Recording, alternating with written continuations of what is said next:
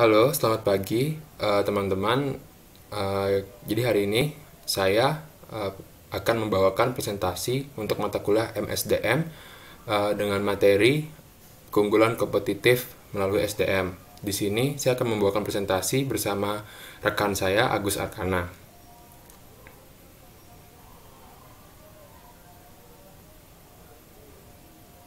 Di sini NIM saya adalah 094 dan NIM-nya Agus Arkana adalah 097. Jadi sebelum kita masuk ke dalam teori MSDM, yaitu kita harus mengenal dulu teori-teori pendukung atau pendahuluan. Di sini ada slogan yang mengatakan bahwa mesin don't make things, people do.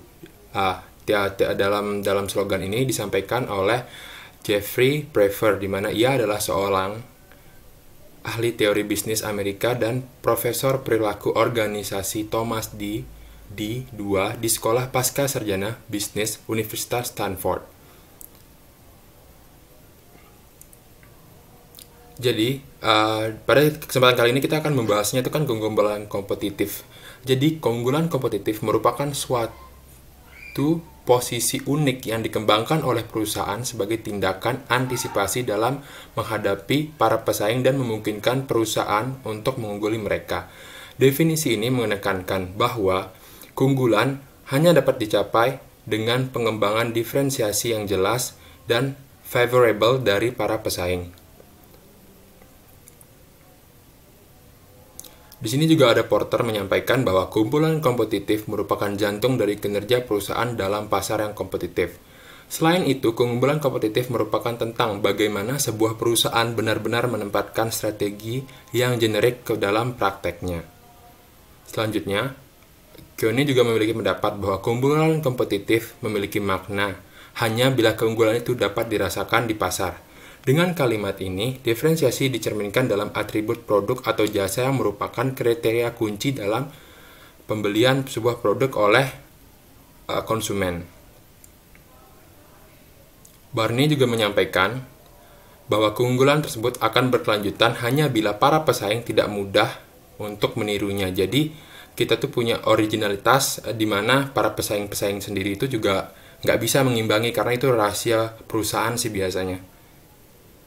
Di sini juga ada teori yang disampaikan oleh Coyne,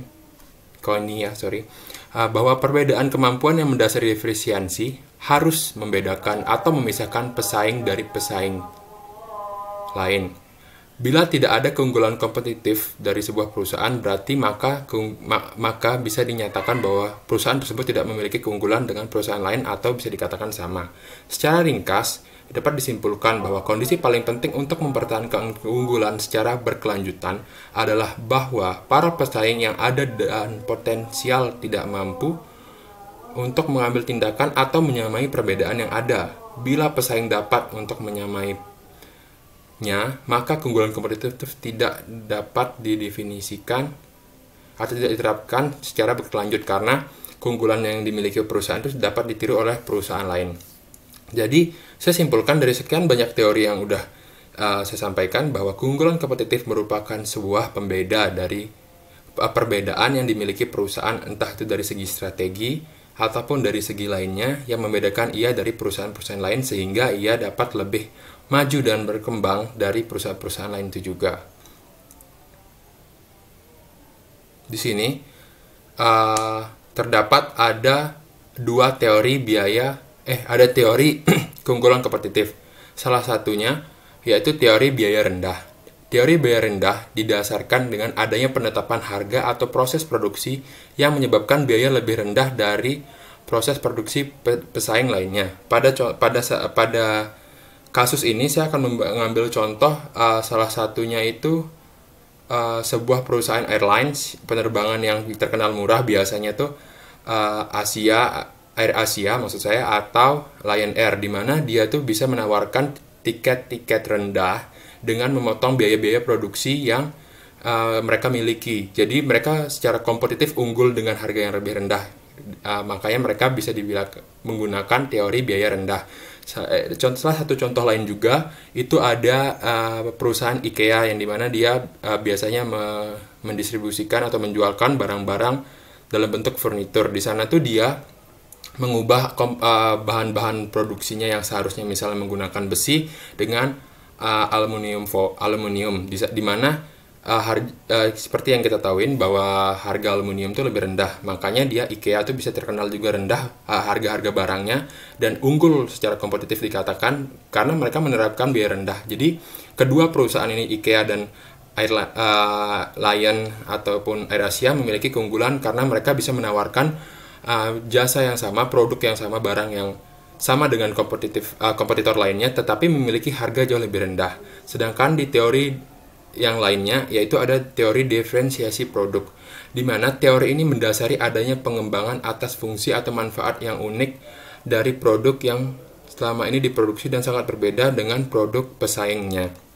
Kalau contoh dari teori diferensiasi produk, di sini ya yang saya bisa sampaikan yaitu contohnya itu perusahaan Google, di mana Google ini dia tuh memiliki alat pencarian untuk informasi yang tersebar di dalam dunia digital tuh berbeda, dia tuh lebih cepat digunakan atau biasa kita kenal istilahnya friendly user ya gitu. Jadi dia sebuah interface yang lebih gampang digunakan daripada yang samalah gitu sama mereka alat pencarian informasi yang lain gitu loh, daripada Yahoo ataupun daripada yang lainnya. Jadi dengan kedua teori ini mereka perusahaan-perusahaan yang menggunakannya itu secara tidak langsung dia udah memiliki atau memberikan diferensiasi kepada pesaing-pesaingnya, yaitu kalau teori biaya rendah ya jelas harganya lebih rendah, tapi kalau teori diferensiasi produk ya mereka memberikan keunggulan bahwa itu usernya itu dia sangat gampang untuk digunakan atau user friendly.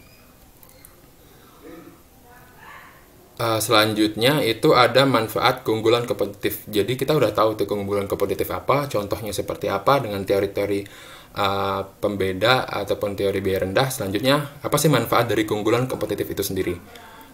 Manfaat dari keunggulan kompetitif sendiri itu yaitu satu, membuat perusahaan dapat merebut dan mempertahankan posisinya sebagai market leader, atau bisa dikatakan market leader itu adalah pemimpin pasar atau dia yang menguasai suatu pasar. Yang kedua, dapat mendukung kesuksesan suatu perusahaan dalam jangka waktu yang lama karena sifat keunggulan kompetitif tidak mudah ditiru, yang seperti yang sudah disampaikan bahwa IKEA berhasil menerapkan teorinya dia dengan mengganti barang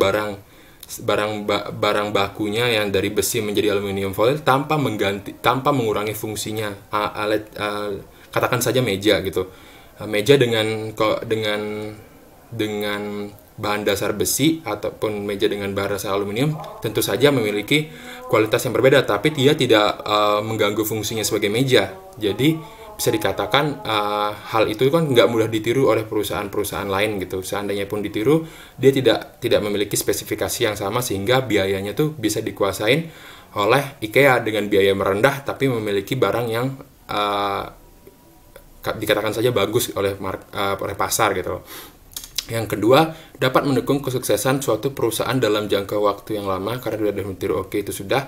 Yang ketiga itu merupakan salah satu cara mengelola bisnis UKM agar sukses ya. Jadi yaitu dengan kita menganalisis kebutuhan pasar, menganalisis harga pasar yang tepat, kita juga bisa mengelola bisnis kita secara tepat juga sehingga perusahaan kita yang kita dirikan juga bisa sukses dan terus berkelanjutan gitu.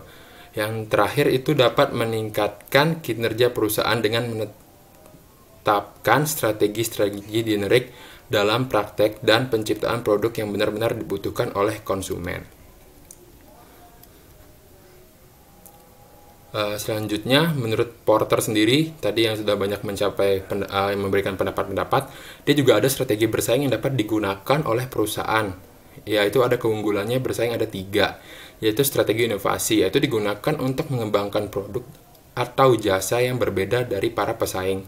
Strategi yang kedua itu ada strategi penurunan, yaitu menekankan pada usaha perusahaan untuk menjadi produsen dengan menawarkan harga produk yang terendah. Yang ketiga itu ada strategi peningkatan mutu, yaitu mengutamakan pada penawaran produk jasa yang lebih berkualitas meskipun produknya itu sama dengan yang lain.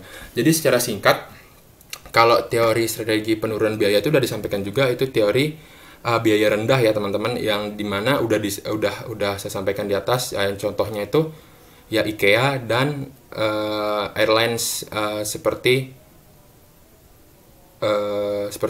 AirAsia dan Lion Air. Yang kedua, kalau dia strategi peningkatan mutu, itu yang tadi itu disampaikan yang pembeda ya, atau yang friendly user gitu, yang dimiliki oleh Google. Dia tuh sama sih pencarian, cuman kan dia kualitasnya lebih bagus, secara lebih mudah digunakan juga, dan dia pencariannya lebih cepat daripada jika dibandingkan dengan pencarian-pencarian lain. Jadi itu merupakan salah satu strategi bagaimana cara perusahaan itu dapat bersaing dengan perusahaan lain. Dan hal ini juga bisa diterapkan dalam dalam perusahaan-perusahaan kontraktor juga tentunya teman-teman.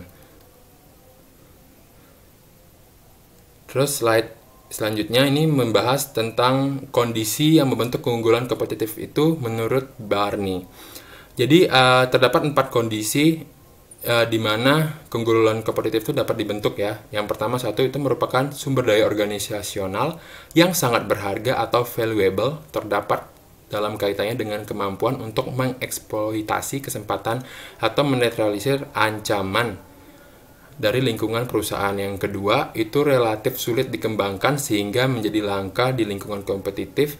Yang ketiga, sangat sulit untuk ditiru atau diimitasi. Yang keempat, itu tidak dapat dengan mudah digantikan atau disubstitusi secara signifikan. Jadi karena keunggulan ini dimiliki oleh suatu perusahaan itu sendiri, jarang nih perusahaan yang bisa meniru, ataupun seandainya bisa meniru nggak sama-sama persis gitu loh. Itulah mengapa kadang-kadang keunggulan yang kompetitif dari sebuah perusahaan, entah strategi atau segala macam, itu sangat berharga ya teman-teman. Jadi dia tuh kayak rahasia sifatnya, itu rahasia perusahaan lah kita sebut. Jadi kalau dicontohin di dalam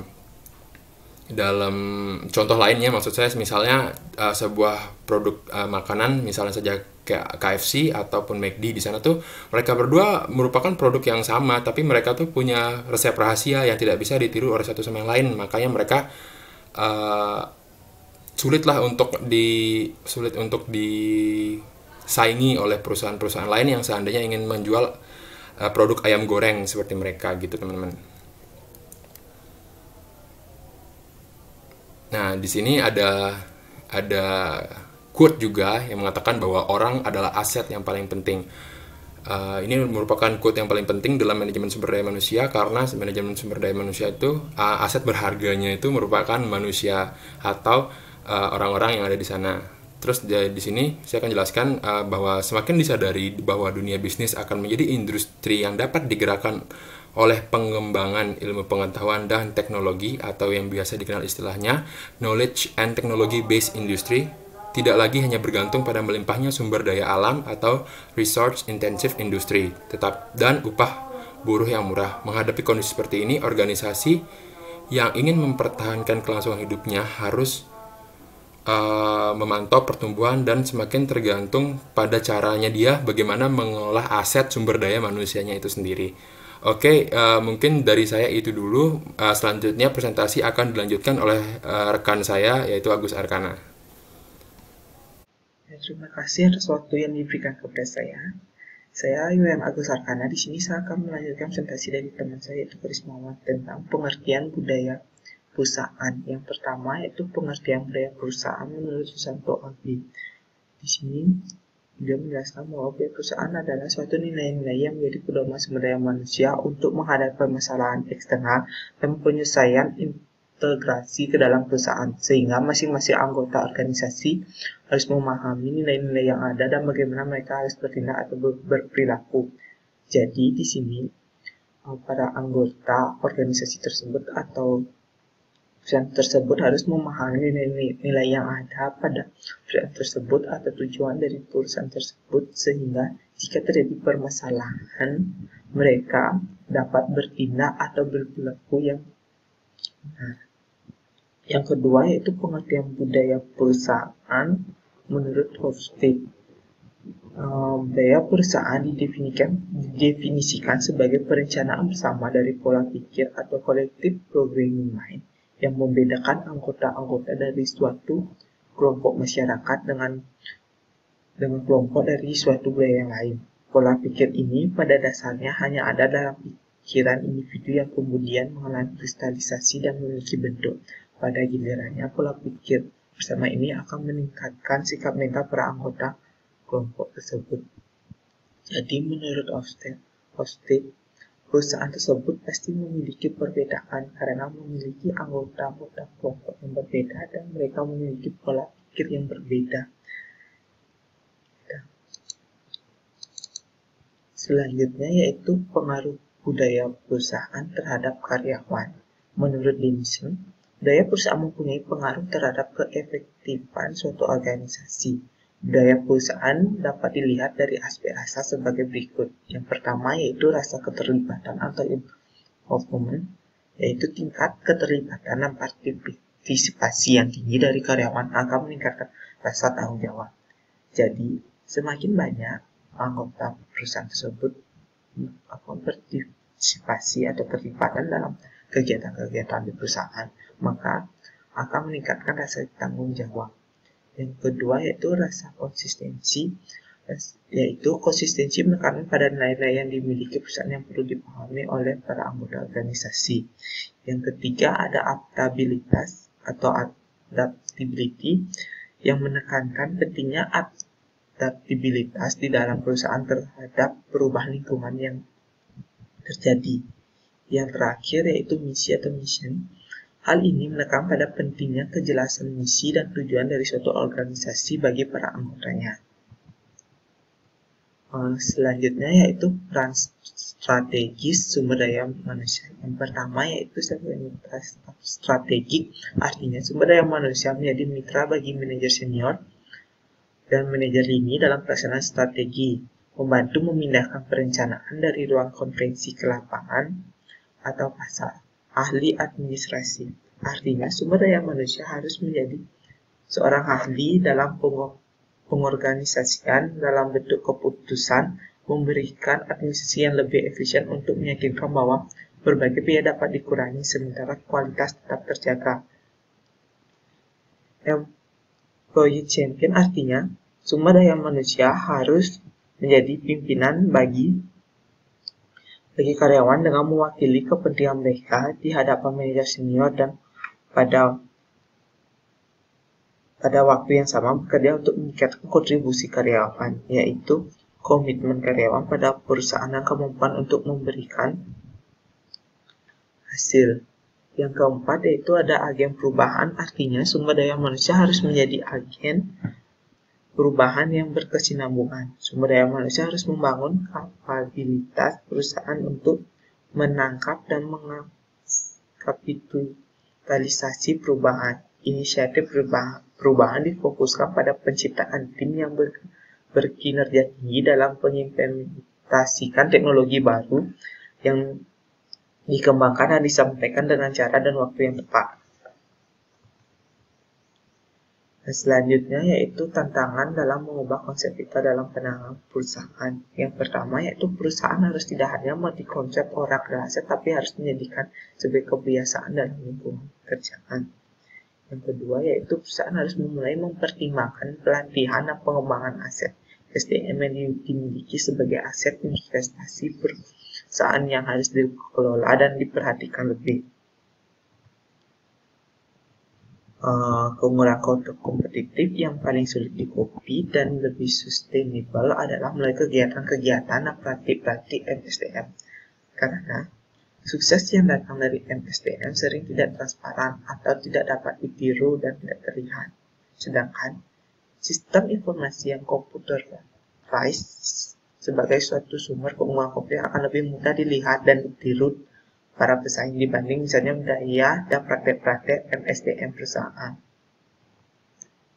Selanjutnya yaitu mencapai keunggulan kompetitif dengan cara strategic target dan strategic truth menurut Scholar dan Macmillan pada tahun 1984. Strategic target adalah terdapat 3 kemungkinan target yang diharapkan oleh perusahaan ketika menggunakan sistem informasi untuk mencapai keunggulan kompetitif, yaitu konsumen, supplier, dan kompetitor. Strategi terus adalah cara memenangkan persaingan melalui praktik-praktik MSDM dengan cara efisien biaya dan diferensiasi produk. Selanjutnya yaitu integrasi sumber-sumber keunggulan. Penting juga bagi sebuah perusahaan untuk membangun hubungan yang berkualitas antara manajer dengan karyawan dan hubungan lintas fungsional, dan antara perusahaan dengan pemasok, mitra bisnis, dan konsumen untuk mencapai keberhasilan perusahaan tersebut dalam bersaing. Organisasi perusahaan harus didesain sedemikian rupa sehingga terciptanya keeratan hubungan antara manajer dengan karyawan dan antar fungsi yang dibentuk dalam organisasi, sehingga secara bersama-sama mereka bersatu padu menghasilkan nilai yang terbaik bagi konsumen. Organisasi yang lebih datar atau sedikit jenjang yang dibangun, dan organisasi yang didesain untuk memberikan layanan yang terbaik bagi konsumen, sehingga memberikan peluang bagi perusahaan untuk bersaing dan memenangkannya. Ini adalah contoh bahkan yaitu tentang sasaran pengembangan, yaitu perusahaan, pelanggan, penyalur, dan pemasok. Selanjutnya yaitu tantangan-tantangan yang dihadapi MSDM. Yang pertama itu pandangan yang keliru. Contohnya itu dengan manajer-manajer yang baik MSDM jalan dengan sendirinya. Yang kedua itu sumber daya manusia adalah tidak begitu penting. Yang ketiga adalah pengendalian adalah segalanya. Yang terakhir adalah setiap masalah mempunyai suatu solusi. Yang kedua yaitu tentang tantangan yang ada MSDM. Yang kedua yaitu permasalahan MSDM yang kritis pada tingkat korporat, seperti peran MSDM dalam mengambil keputusan strategik dan kurangnya pengetahuan MSDM pada manajer puncak sehingga alur koordinasi dan wewenangnya belum jelas. Yang ketiga yaitu penciptaan hubungan karyawan dan integrasi visi misi karyawan dalam perusahaan yang sering disepelekan. Yang keempat yaitu banyaknya konsep dan teori MSDM yang kontradiktif sehingga sering membingungkan manajemen organisasi dalam merumuskan sistem MSDM yang tepat. Yang kelima yaitu fleksibilitas untuk melakukan adaptasi atau penyelesaian dalam lingkungan yang semakin cepat berubah atau turbulen. Selanjutnya yaitu strategi pengembangan sumber daya manusia. Yang pertama yaitu manajemen perlu mengubah mindset atau cara pandangan terhadap MSDM atau membuang premis yang keliru di benak mereka. Yang kedua yaitu manajemen dapat mulai untuk meningkatkan kinerja SDM dengan melakukan kegiatan MSDM atau dasar secara lebih baik atau doing the basic better. Yang ketiga yaitu manajer perlu menetapkan horizon waktu 7 tahun untuk merencanakan operasi SDM. Sekian presentasi dari kelompok kami. Akhir kata saya ucapkan terima kasih.